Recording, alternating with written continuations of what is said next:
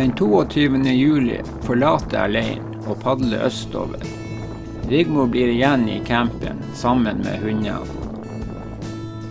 Planen min er å padle i samme vassdrag til jeg kommer til et leirsted hvor jeg var i 1991.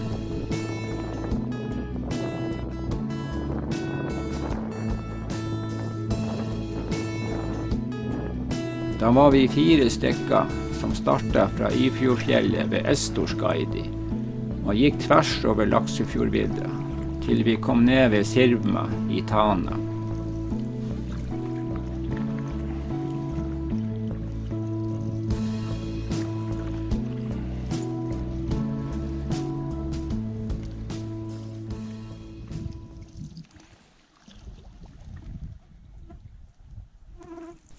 Jeg og Rune Laurila ble satt av i Ifjordfjellet og gikk i forveien med hundevogn for å etablere første leir ca. 10 kilometer inn. Min svigerbror Alf Larsen og pappa Hans kjørte i hver sin bil til Sirma i Tana, satte igjen en bil der og kjørte så tilbake til Ifjordfjellet og startet å gå 2-3 timer etter meg og Rune.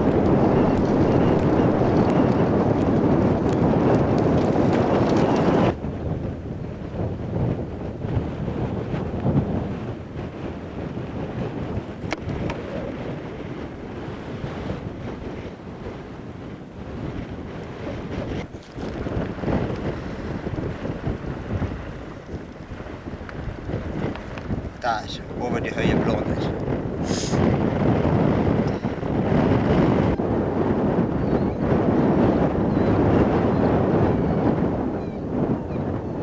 Ja, vi har jo satt opp merke her, så guttene som kommer etter oss skal klare å finne fram. Så har de ikke denne biffen her, så da har de ikke mye på turen å gjøre.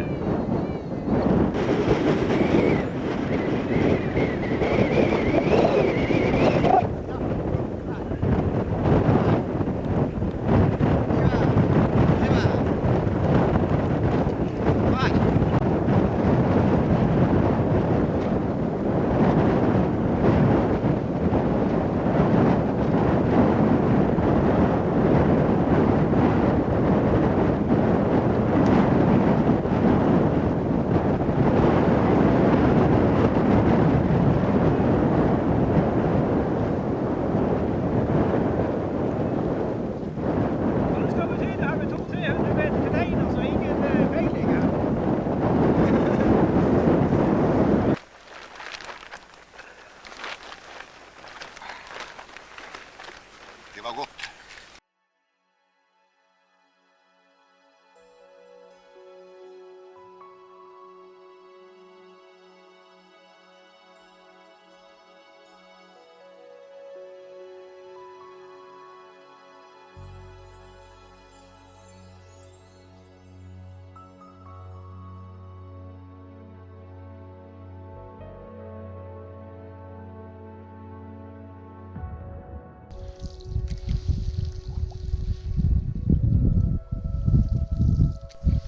Kanoen parkerer jeg ved leirstedet vi hadde i dette vassdraget i 1991. Så vandrer jeg nordover mot et vann hvor jeg og pappa gikk fra leiren og fikk flott røye.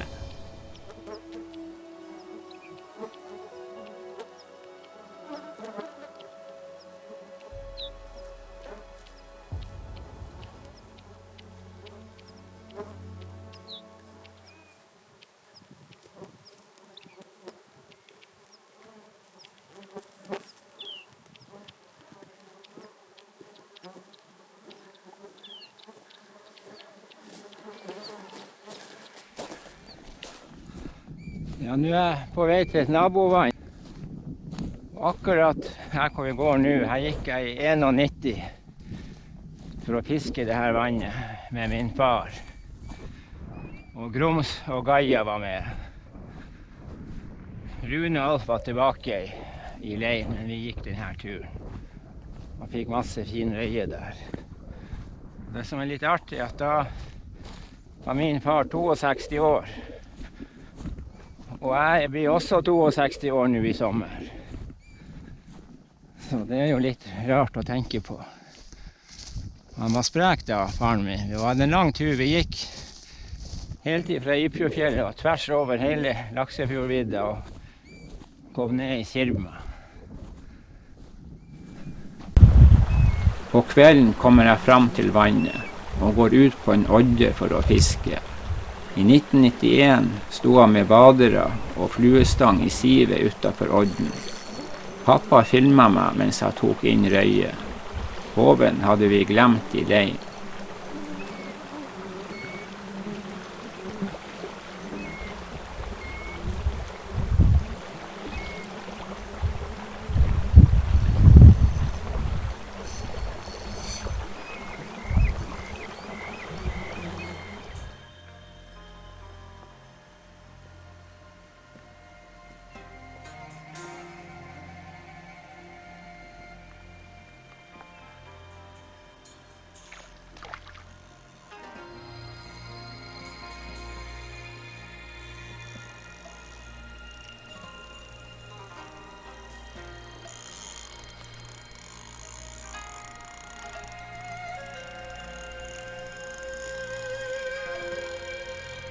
Tror du klarer å berge?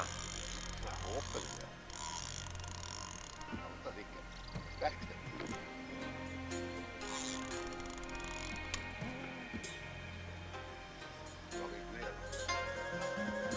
Jeg tar han pent. Han er så løs i kjeften.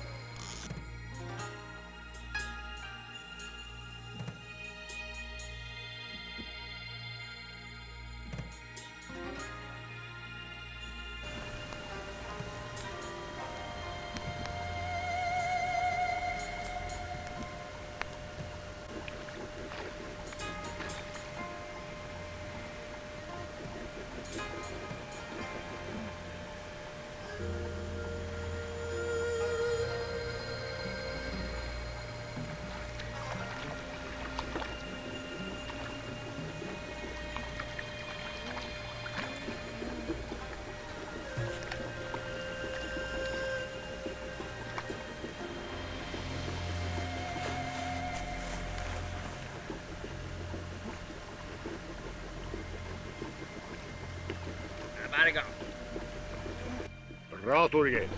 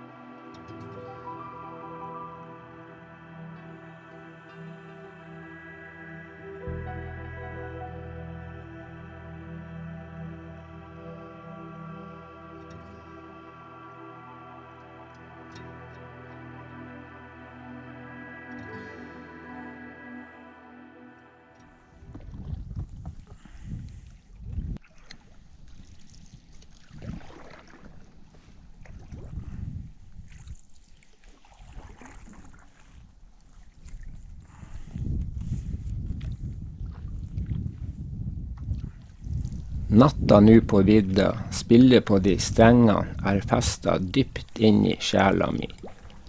Strenger vi alle har, som har levd tusenvis av sommernetter i nord. Mørketid, snefokk og storm gir oss bare herlige drømmer om hva som vil komme.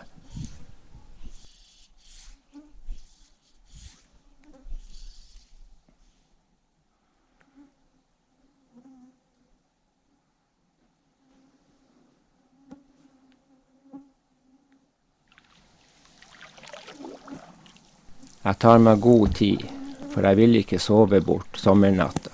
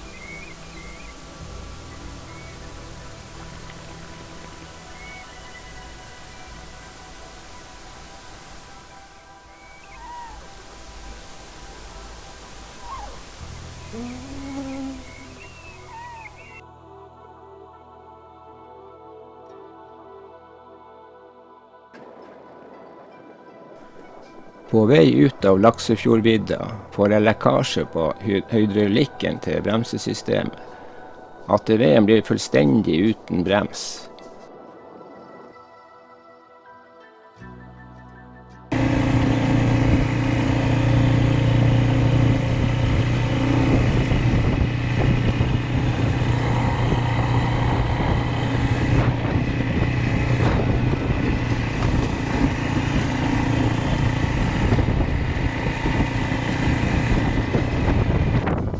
Jeg klør meg i hodet for å finne ut hvordan vi skal komme oss helskinnet ned alle unnabakkene til riksvei 98. Løsningen blir å feste en tung, flat stein i slepetrossa og bruke stein som brems. Men Rigmor nekter å sitte på, og stoler ikke på bremsesteinen min.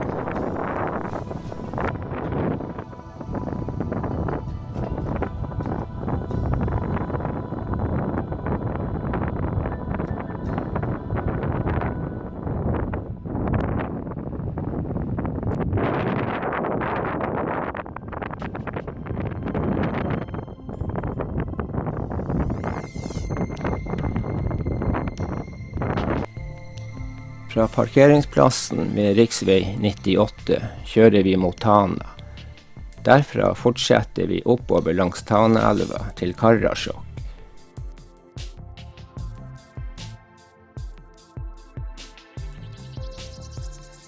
Vi booker oss inn på Karasjok Scandic Hotel for 2 døgn. Yngstesønnen Sten Vegard og kjæresten Eli besøker oss, og vi spanderer middag på dem i Storgamme. De kommer fra Vadsø, og etterpå fortsetter de vestover i Finnmark. Jeg og Rigmor drar fra Karasjok og kjører indre riksvei mot Kautokeino kommune. I området ved Lappolubba stanser vi.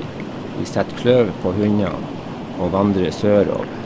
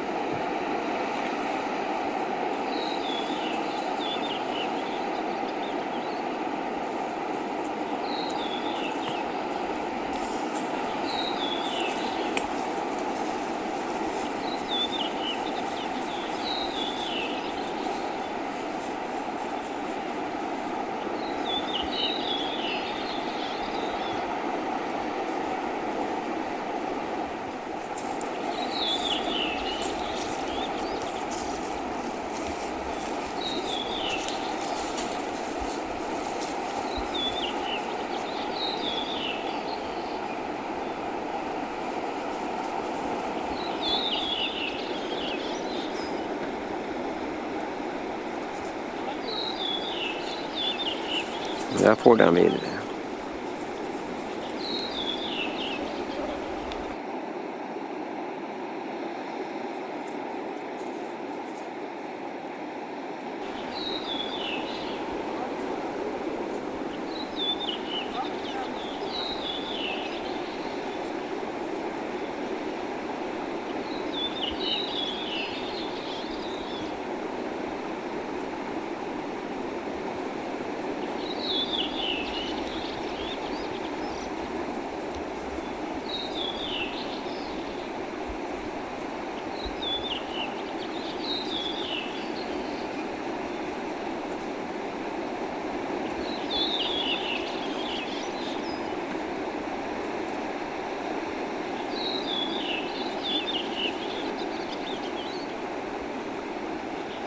Her som det er han som padler alene som er proffpadleren der. Det er godt gjort.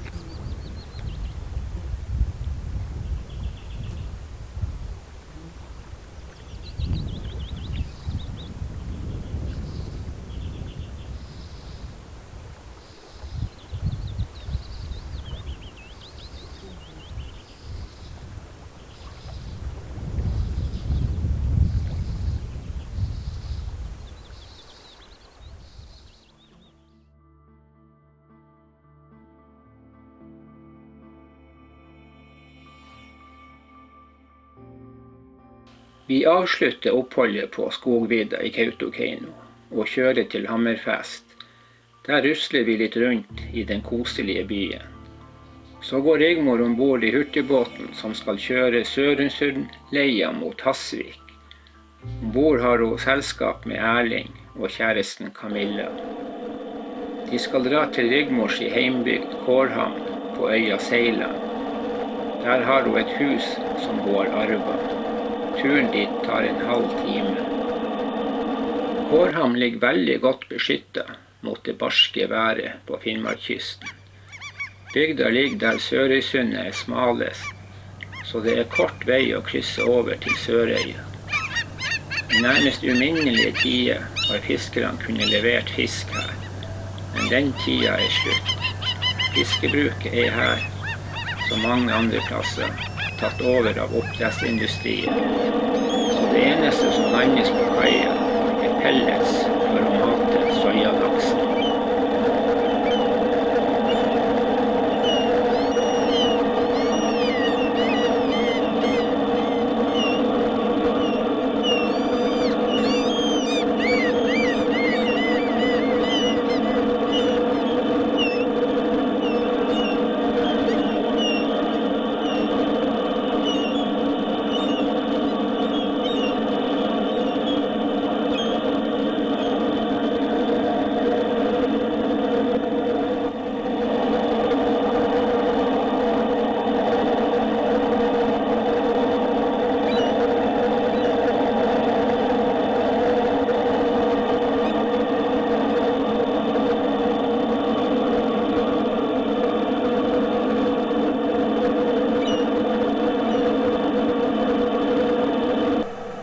Å ta 5 hunder ombord i hurtigbåten blir lett mye kaos. så jeg skal reise til Kårhamn på en alternativ måte.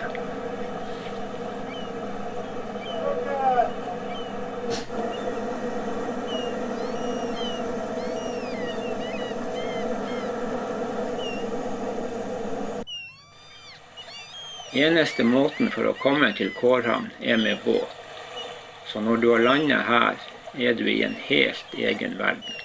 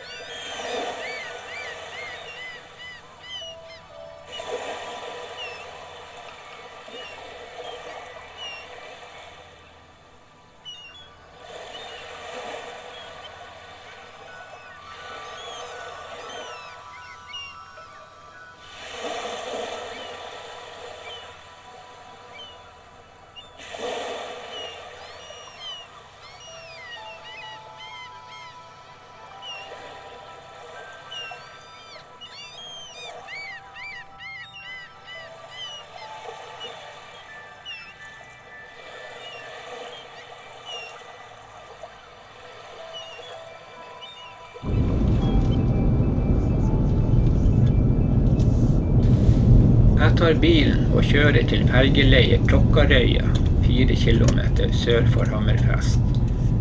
Derfra skal jeg ta ferge over til Seiland. Så skal jeg kjøre til Hønseby, som er nabobygda til Kårhamn. Her er fergeleiet. Dit kommer svigerbror Alf med båt og henter meg, hundene og alt pikkpakket våres.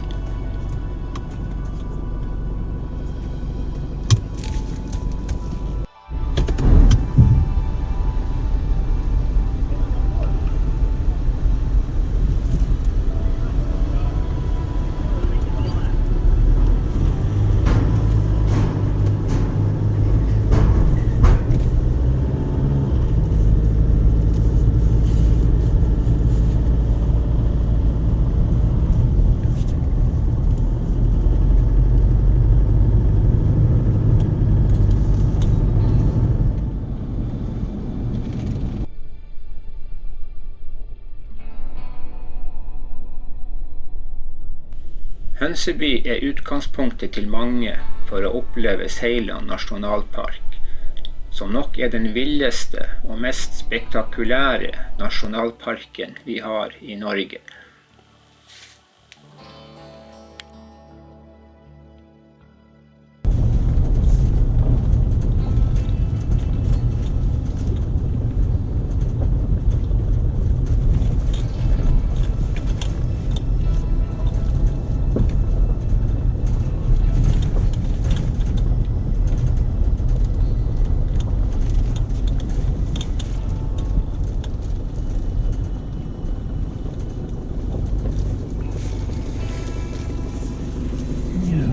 Kanskje en alp som kommer der borte og skal hente meg.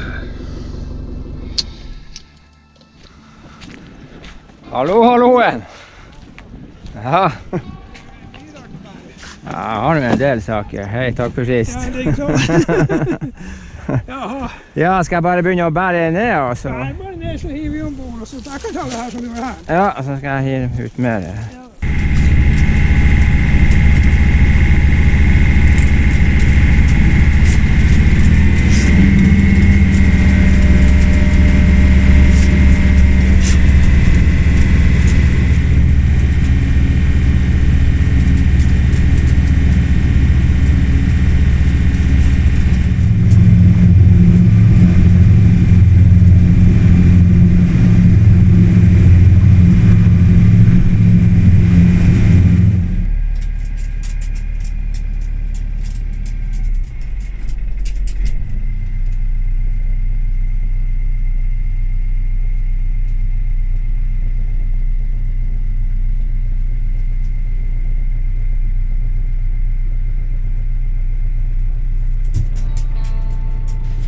Endelig kan jeg sitte ved stuevinduet, rett over fjæresteinene, og betrakte sommerlyset inn Kårambukta.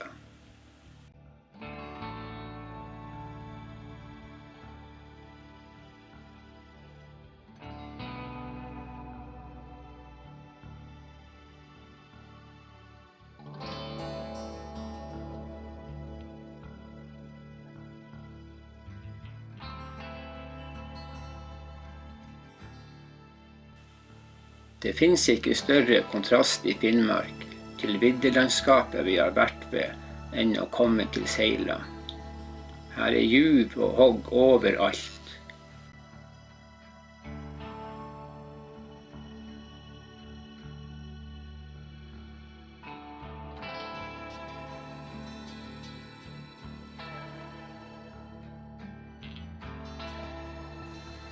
Fjellene stuper rett ned i havet.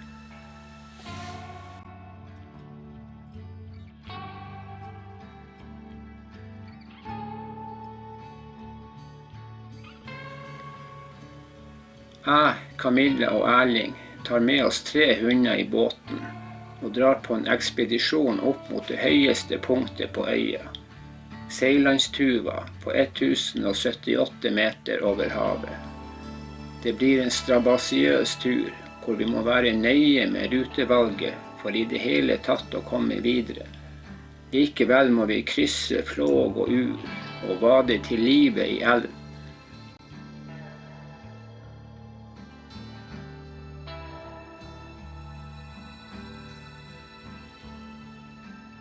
To hunder bærer kløv, og før vi når toppen er det slitt hold i begge kløvene av all steinhoppinga til strihåra.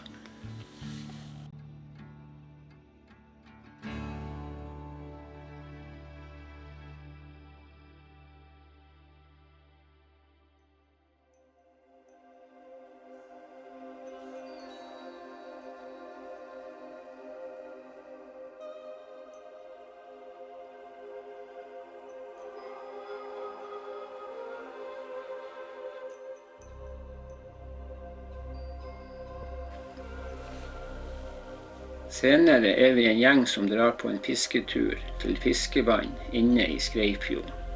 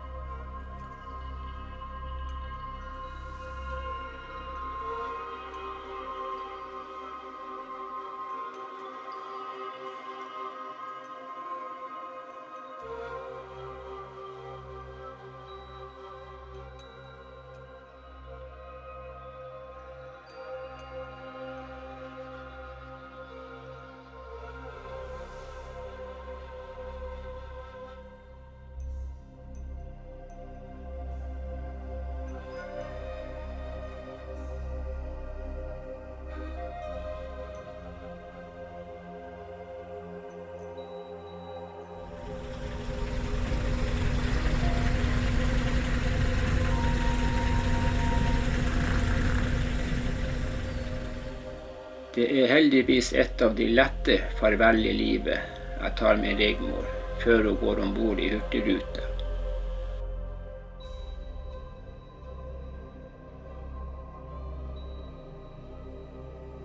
Takk for Finnmarkssammen, Rigmor. Møtes vi om et par uker, 2 uker nøyaktig. Nå er midnattssola for lengst borte, og jeg gleder meg til neste etappe i min sommer i Finnmark. Å sitte ved kveldsbålet i mørket sammen med Harstad-gjengen og prate om det vi har opplevd gjennom en lang fiskedag.